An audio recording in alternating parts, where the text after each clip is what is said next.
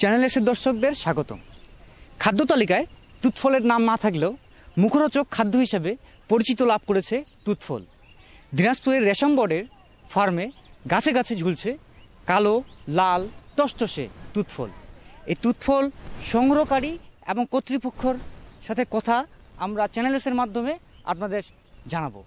আমরা যে এগুলা তুত তুলি, তুত বাগান এখানে আমরা সবাই মিলে তুত তুলি। তুত তোলার পাশাপাশি এই তুত আমরা অনেক কষ্ট করে সংগ্রহ করি। এক কেজি তুত তুলতে আমাদের মিনিমাম 2-3 ঘন্টা সময় লাগে।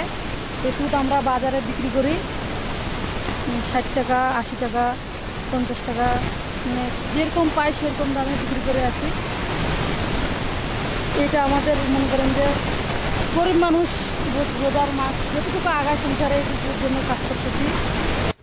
আর এগুলো আমরা কষ্ট করে গাছে থেকে তুলি, বাজারে বিক্রি করি। অনেক দূর দূরান্ত থেকে এখানে লোকজন আসে, খায়, আমাদের কাছ থেকে কিনে নেয়। আমরা তো এগুলা বাজারে বিক্রি করে কিছু টাকা উপার্জন করতে পারি। আমাদের তুতফলগুলো খেতে অনেক মজা, আমরা তুলে নিয়ে খাই। আমরা এখানে তুতফল তোলার জন্য আসছি। এই তুতফলগুলো তুলে আমরা বিক্রি করি। এই তুতফলগুলো বিক্রি করে আমাদের টাকাগুলো অনেক কাজে লাগে, পড়ালেখার কাজে অনেক কাজে লাগে। এগুলো আমরা বাচ্চাকাল থেকে খাচ্ছি, যে দিন থেকে আমরা ধরো দেখতেছি গাছে তুতফল, আমরা কিন্তু বাচ্চাকালে খাইছি, কোনো অসুবিধা হয় নাই। তা আমরা কখনো আমরা বিক্রিও আর কি করতেছি, তো কোনো কারো ক্ষতিও হয় নাই। তো এগুলো খাইতেও ভালো।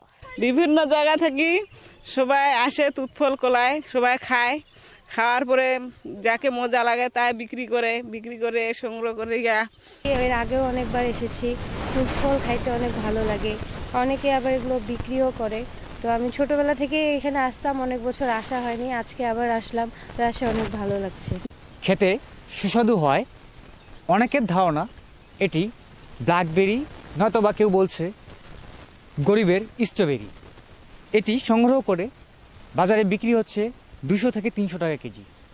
দিনাজপুর রেশম বোর্ড থেকে মোহাম্মদ নাজমুল ইসলাম নয়ন, চ্যানেল এস।